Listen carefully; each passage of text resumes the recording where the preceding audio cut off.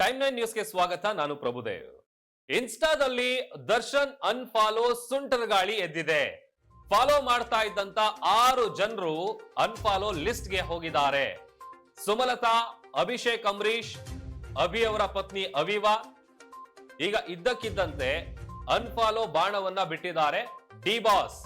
ಯಾಕಂತಂದ್ರೆ ನಟ ದರ್ಶನ್ ಅವರು ಫಾಲೋ ಮಾಡ್ತಾ ಇದ್ದಿದ್ದು ಇನ್ಸ್ಟಾಗ್ರಾಮ್ ಅಲ್ಲಿ ಕೇವಲ 6 ಮಂದಿಯನ್ನ ಮಾತ್ರ. ತನ್ನ ಸಂಕಷ್ಟಕ್ಕೆ ಯಾರು ಆಗ್ಲಿಲ್ಲ ಅನ್ನುವಂತ ಕಾರಣಕ್ಕೆ ದರ್ಶನ್ ಅವ್ರು ಹೀಗ್ ಮಾಡಿದ್ರ ಅನ್ನುವಂತ ಪ್ರಶ್ನೆ ಮೂಡ್ತಾ ಇದೆ.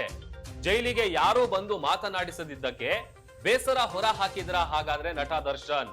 ಸುಮಲತಾ ಸಪೋರ್ಟ್ ಮಾಡದಿದ್ದಕ್ಕೆ ಈ ರೀತಿಯಾಗಿ ಅನ್ಫಾಲೋ ಮಾಡಿದ್ರ? ಇದೇ ಕಾರಣನ ಅನ್ನುವಂತ ವಿಚಾರ ಬಹಳ ಚರ್ಚೆ ಆಗ್ತಾ ಇದೆ.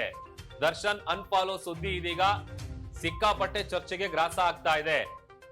ರೇಣುಕಾಸ್ವಾಮಿ ಕೊಲೆ ಪ್ರಕರಣಕ್ಕೆ ಸಂಬಂಧಪಟ್ಟಂತೆ ಏನೆಲ್ಲ ಬೆಳವಣಿಗೆ ಆಗಿತ್ತು ಅನ್ನುವಂಥದ್ದು ಪ್ರತಿಯೊಂದು ಕೂಡ ಎಲ್ಲರೂ ಗಮನಿಸಿದ್ವಿ. ಈಗ ಆಲ್ರೆಡಿ ನಟ ದರ್ಶನ್ ಅವರು ಇಂದಿನಿಂದ ಮೈಸೂರಿನಲ್ಲಿ 4 ದಿನಗಳ ಕಾಲ ಶೂಟಿಂಗ್ ಅಲ್ಲೂ ಕೂಡ ಭಾಗಿಯಾಗ್ತಾ ಇದ್ದಾರೆ. ಅಧಿಕೃತವಾಗಿ ಇವಾಗ ಮೇಕಪ್ ಅನ್ನ ಹಾಕಿ ಮತ್ತೊಮ್ಮೆ ಸಿನಿಮಾ ಸೆಟ್ ನಲ್ಲಿ ನಟಿಸೋದಕ್ಕೆ ಡಿ ಬಾಸ್ ರೆಡಿ ಆಗಿದ್ದಾರೆ.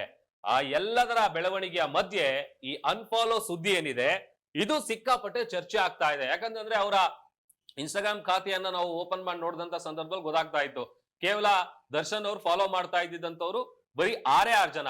ಆ 6 ಜನನ ಈಗ ಏಕಾಏಕಿ ಅನ್ಫಾಲೋ ಮಾಡಿದ್ದಾರೆ. ಯಾವ ಕಾರಣಕ್ಕೆ ಅನ್ಫಾಲೋ ಮಾಡಿದ್ದಾರೆ?